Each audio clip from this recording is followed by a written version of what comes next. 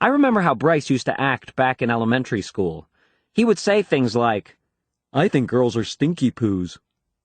If I heard him, I would immediately say, "I don't think girls are stinky poos." But of course now I don't get any credit for sticking with the girls all this time. Like I said, Bryce is the most popular kid in our grade, so that leaves all the rest of us guys scrambling for the other spots.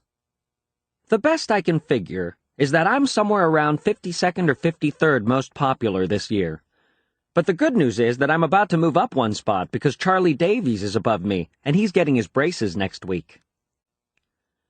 I try to explain all this popularity stuff to my friend Rowley, who was probably hovering right around the 150 mark, by the way. But I think it just goes in one ear and out the other with him.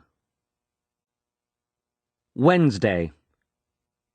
Today we had phys ed, so the first thing I did when I got outside was sneak off to the basketball court to see if the cheese was still there. And sure enough, it was. That piece of cheese has been sitting on the blacktop since last spring. I guess it must have dropped out of someone's sandwich or something. After a couple of days, the cheese started getting all moldy and nasty.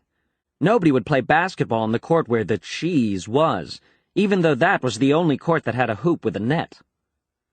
Then one day, this kid named Darren Walsh touched the cheese with his finger, and that's what started this thing called the cheese touch. It's basically like the cooties. If you get the cheese touch, you're stuck with it until you pass it on to someone else. The only way to protect yourself from the cheese touch is to cross your fingers.